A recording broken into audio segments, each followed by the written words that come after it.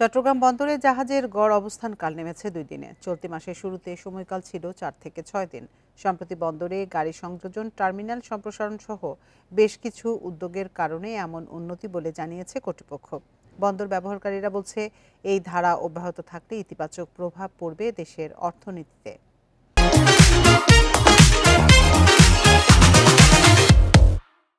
গত অর্থ বছরের শেষে কাস্টমস কর্মকর্তাদের কর্মবিরতি, ঈদের দীর্ঘ ছুটি সহ নানা কারণে বন্দরের ইয়ার্ডে তৈরি হয় বিশাল পণ্যজট, যার প্রভাব পড়ে বহির্নোঙর থেকে জেটিতে জাহাজ প্রবেশেও। সে সময় চট্টগ্রাম বন্দরে জাহাজের গড় অবস্থানকাল বেড়ে দাঁড়ায় প্রায় 6 দিন।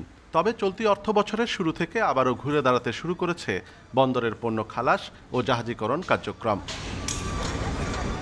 চলতি সপ্তাহে বন্দরে জাহাজের গড় অবস্থানকাল দাঁড়িয়েছে 2 দিন। এতে বহির্নোঙরে কমেছে জাহাজের সংখ্যাও। গত বছরের আগস্টে বহির্নোঙরে অপেক্ষমান জাহাজের সংখ্যা ছিল গড়ে 14টি। এবছরের আগস্টে এই সংখ্যা 3 থেকে 4টিতে নেমে এসেছে। বন্দরের অভ্যন্তরে যে মালামালগুলো খুলে ডেলিভারি হয় সেগুলা যেন বাইরে ডিপোতে হয় সে ব্যাপারে আমরা কাস্টমসের কাছে চিঠি লিখেছি বিভিন্ন সময়ে। ডেলিভারির বিষয়টা যদি বাইরে থেকে করতে পারি অবডক থেকে, তাহলে চট্টগ্রাম বন্দরের অভ্যন্তরে যে সক্ষমতাটা আরও বেড়ে যাবে।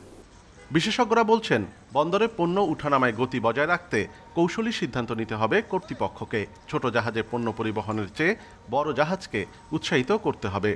বন্দরকে ক্যালকুলেট করতে হবে খুবই মেথডিক্যালি, আমার কয়টা জাহাজে বার্থিংয়ে আছে, কয়টা ওয়েটিংয়ে আছে, পথে কয়টা আছে এবং এখানে কয়টা লাগবে এবং ক্যাপাসিটি কী আছে, এটা ক্যালকুলেট করে তাকে যৌক্তিকভাবে জাহাজের সংখ্যা নির্ধারণ করতে হবে।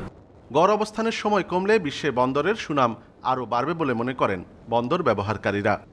অনেক সময় দেখা যায় যে আমাদের যে জোয়ার ভাটার যে একটা মাঝখানে যে একটা দীর্ঘ সময়, অনেক সময় জাহাজগুলো কিন্তু তার কাজ শেষ করে অলস সময় বসে থাকতে হয় আবার জোয়ারের জন্য। সেই সময় তাকে আবার জাহাজ বের করতে হবে, বা আমরা যে নতুনভাবে যে আমরা চিন্তা ভাবনা করি সেই চিন্তা ভাবনার মধ্যে কিন্তু আমাদের এই পরিবর্তনগুলো আনতে হবে। চট্টগ্রাম বন্দরে বর্তমানে কন্টেইনার ধারণ ক্ষমতা প্রায় 59,000 একক। কয়েকটি ইয়ার্ড সংস্কার ও সম্প্রসারণের মাধ্যমে বন্দরের এই ধারণ ক্ষমতা 62,000-এ নিয়ে যাওয়ার পরিকল্পনা রয়েছে কর্তৃপক্ষের। অনুপম শীল, ইন্ডিপেন্ডেন্ট নিউজ, চট্টগ্রাম।